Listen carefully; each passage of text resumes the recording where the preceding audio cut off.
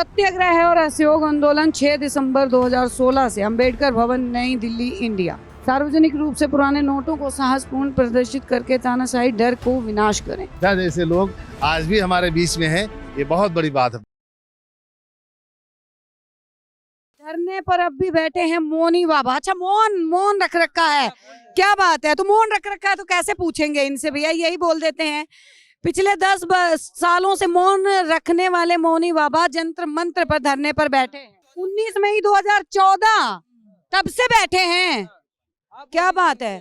क्या लिखा है? वाराणसी से चुनाव नामांकन रद्द किए जाने से खफा बाबा न्याय की मांग कर रहे हैं। निर्वाचन आयोग के खिलाफ धरने पर बैठे बाबा पहले भी वाराणसी के लेकर दिल्ली में निर्वाचन आयोग के कार्यकाल पर धरने पर बैठ चुके हैं। उनका आरोप है कि बिना कोई तार्किक वजह बताए उनका नामांकन रद्द कर दिया। अच्छा, आपने मतलब चुनाव के लिए भरा था नामांकन? क्या बात है। हाँ, रद्द कर दिया गया था 2014 में। तो बताइए, 1000 का नोट भी यहाँ पे रखा है, लेकिन बोलेंगे नहीं तो मौन रहेंगे तो कैसे काम? साइलेंट फाइटर, देखिए भैया अखबार में भी छपा हुआ है। बिना बोले बहुत कुछ कह रहे हैं ये बाबा। देखिए बहुत कुछ दिखाने, झोला खोल रहे हैं। ये मोदी का झोला है। हाँ, मोदी भी अपना झोला कहते हैं उठा के चल दूंगा। भारत का संविधान और तमाम चीजें पकड़ रखी हैं। अब इसका तो कोई वो नहीं, मतलब ही नहीं रह गया ना बाबा। ये कहाँ रखा हुआ था? ये आखिरी नोट आपका है? क्या बात है। हाँ, कमाया हुआ। बताइए, सब कुछ जो है पेपरों के जरिए हमें पढ़ना पड़ेगा। चलिए हम पढ़ते हैं इसको। संघर्ष का सिलसिला 8 नोटबंदी। विमुद्रीकरण के लिए दिए गए सभी कारण पहले से ही झूठे और दिखावा साबित हुए हैं। तो इस नोटबंदी को असंवैधानिक रूप से किसने और क्यों थोपा? इस कट्टरपूर्ण प्रयोग के पीछे क्या है? कपटपूर्ण प्रयोग के पीछे क्या है? क्या बात है। हाँ, सत्याग्रह और असहयोग आंदोलन 6 दिसंबर 2016 से अंबेडकर भवन नई दिल्ली इंडिया। अरे बाबा बोल लीजिए, यहाँ पे विपक्ष चिल्ला चिल्ला के बोल रहा है, मोदी तब नहीं सुन रहे हैं। आपका मौन व्रत कब खुलेगा फिर? तो प्रतिबंधित पुराने नोट जानलेवा घातक हथियार या ड्रग्स नहीं है, बल्कि हमारा कड़ी शारीरिक मेहनत है। सार्वजनिक रूप से पुराने नोटों को साहसपूर्ण प्रदर्शित करके तानाशाही डर को विनाश करें। मौनी बाबा जी पहले से ही आ चुके हैं। आने वाले 2500, 200, 100, 50, 20, 10 नया नोटों का कम से कम निर्दिष्ट अवधि के अपनी सुविधा के। अरे काला धन लाने के लिए बंद करे थे, पता नहीं है आपको? नहीं पता? हाँ, बोले थे मोदी जी काला धन आएगा, क्या पता 24 में आ जाएगा अभी। हाँ,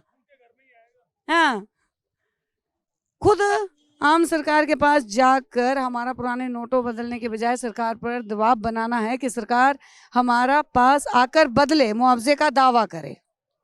गरीब मेहनती असंगठित श्रमिका के पुराने नोट रुपए 500 के लिए 500 रुपए, 1000 के लिए 1000 की तरह यदि संभव हो तो हमारे अपने श्रम के साथ बदले। अच्छा, आपकी मेहनत का पैसा है। हाँ, जमा नहीं करवाए थे, रखा हुआ है अभी। काहे को रखे हैं? वो तो कागज हो गया, रद्दी है। नहीं है रद्दी। रात को मिले थे वहाँ पे आपने रायसीना रोड के पीछे, और इनके पास जो था वो किसी के पास जाना चाह रहे थे। तो ये मोबाइल पे मुझे वो हम 2 लड़के थे वहाँ पे, मोबाइल पे वो पूछ रहे थे बार बार कि मुझे इस जगह पे जाना है। तो उस दिन भी हमने इसको इतना ध्यान से दिया नहीं चाचा को, कि देखा नहीं कि वास्तव में ये क्या इनका वो है जो लेके चल रहे हैं मिशन। बिना बोले अपनी सारी बात ये इतना मतलब गहराई से कहना चाह रहे हैं। रात को 11:30, 12 बजे मोबाइल पे वो लिख के वो पूछ रहे थे कि मुझे इस जगह जाना है। उस टाइम पे भी इन्होंने बात किया, लेकिन आज ये दोबारा मुझे मिले तो मुझे इस चीज का एहसास हुआ कि वास्तव में ये इतना गंभीर मामला ले घूम रहे हैं, और इनको जो है 2024 में वापिस चाहिए।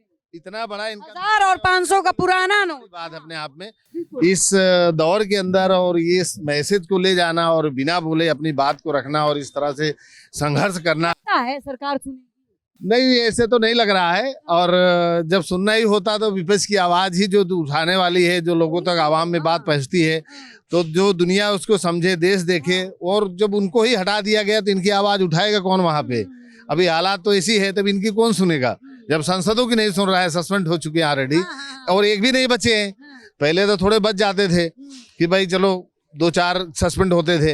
ये तो इतिहास ही बना दिया साहब ने, और रिकॉर्ड बनाने में माहिर हैं। एक और रिकॉर्ड बनाया, इतिहास में लिखा जाएगा कि एक दौर सुनहरे अक्षरों में मोदी का सुनहरे अक्षरों में आएगा। एक दौर ऐसा भी था कि विपक्ष में कोई सांसद नहीं था और बिना संसद के एक ही सरकार थी, एक ही सब राजाशाही वाला मामला है, सब वो दिख रहा है अभी से। तो आगे के लक्षण बहुत आसान नहीं है, बाकी समझ जाना चाहिए। हमारे देश के नागरिक बहुत भोले भाले हैं, बहुत चीज़ों को समझते हैं, पर थोड़ा सा कभी कभी भावनाओं में बह जाते हैं।